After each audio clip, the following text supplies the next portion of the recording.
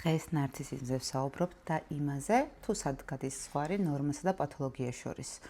განვიხილავთ თანამედროვეების ყველაზე გავლენიანი ფსიქოანალიტიკოსის და ფსიქოთერაპევტის ოტო კერნბერგის თეორიას.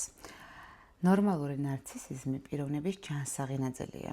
ეს არის თვითშეფასება, სიახლოვის სურვილი, შინაგანი სიძლიერე.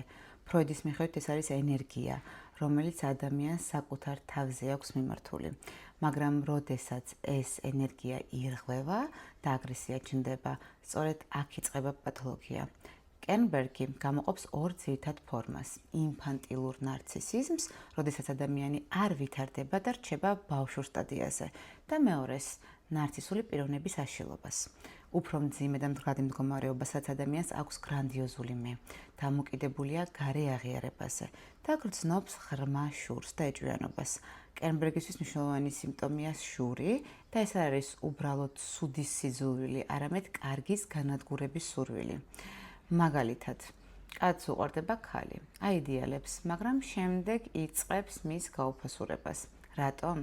რადგან მისი სილამაზე, ინტელექტი, ის რომ სხვებს მოსწონთ, შურს აღწრავს და ეს ეყალიბდება ჩაკეტილი მანკიერი წრე.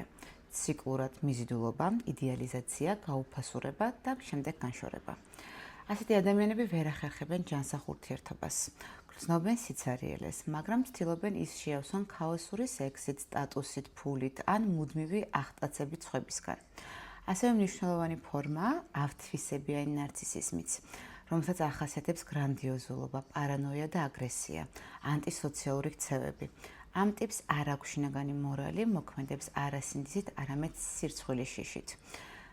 კარგი გზა არის ემპათიით შემოწმება. თუ თქვენ გამოვლენთ ემპათიას, ხოლო ადამიანი უარესად რეაგირებს, მაშინ შესაძლოა საქმე ავთვისებიან ნარცისიზმთან გვაქვს.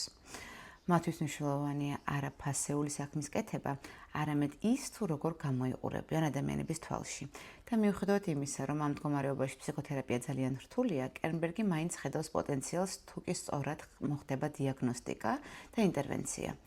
ნარცისიზმის ყველა პათოლოგიური ფორმის საერთო ნიშანი სინაგანი შესარიელია, რომელსაც ადამიანი სხვადასხვა ფორმით ხშირად მავნედ ცდილობს შეავსოს. თუ ეს თემა გაინტერესებს, მაშინ აუცილებლად გამოვყევი YouTube-ზე. ახალი ეპიზოდი უკვე დევს ჩემს არხზე. ნახვამდის.